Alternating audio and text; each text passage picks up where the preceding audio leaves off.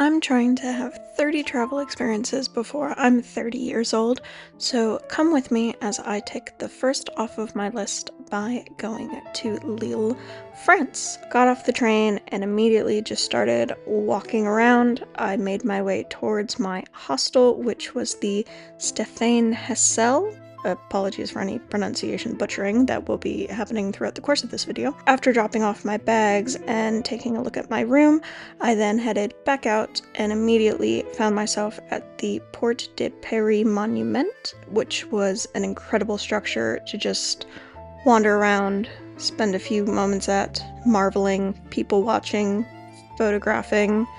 Very good way to spend a morning.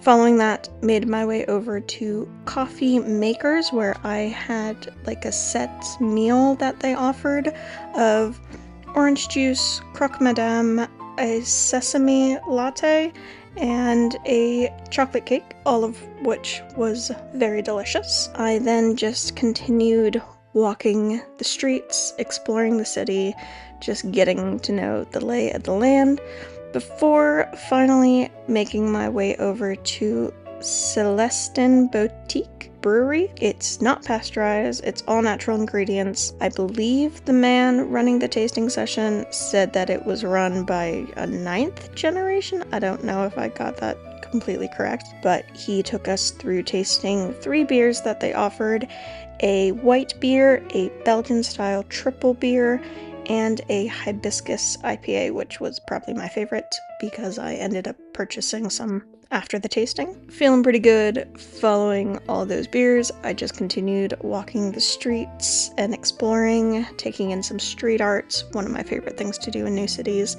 before finally making my way back to the hostel to have a very early night. My second day in the city is consisting of a food tour. This is called the No Diet Club food tour, so the name instantly had me interested. The food tour started in the morning, but for some reason it started with pizza.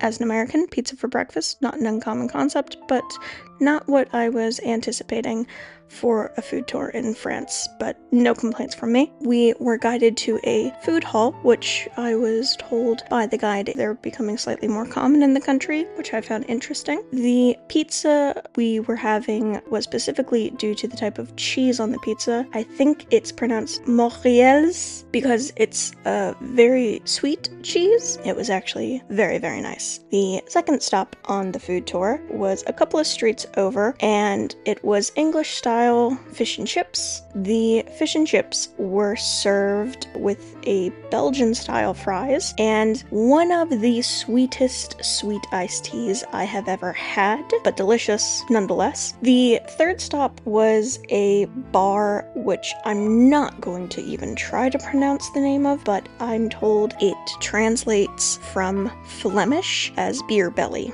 In this bar, we were served croquettes with the same cheese that was served on the pizza. Apparently, Lille is very famous for this cheese, I believe was the reason. And more fries with a sauce that was made from the famous French cheese. This dish probably wasn't my favorite of the tour, but I enjoyed trying it nonetheless. After the bar, the dishes of the food tour then transitioned from savory to sweet.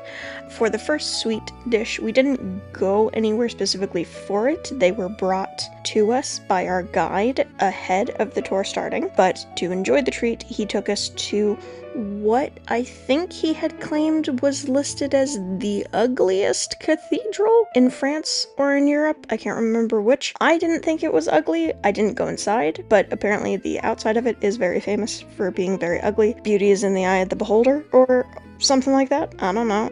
I wasn't offended by the appearance of it. Anyways, back to the food. The sweet treat was very traditional French. A macaron. It was a blackcurrant and violet macaron. Probably not a flavor choice I would have picked for myself if given options, but I was pleasantly surprised by this. Then, again, we were led outside of the bakery of where the second treat was coming from because by that time in the day, it had closed for the day. So again, the guide had picked up ahead of the tour starting.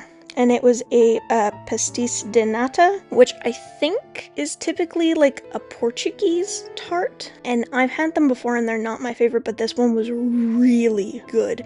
So if you're ever in Lille and this bakery you see open, definitely try the de nata from this bakery. Highly recommend, coming from someone who doesn't typically like that. Lastly, we were led back close to where the tour first began.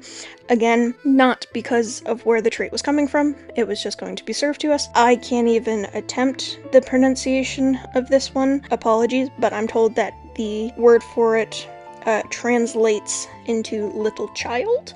I don't know why anyone would name a pastry little child, but that is what cultural differences are for.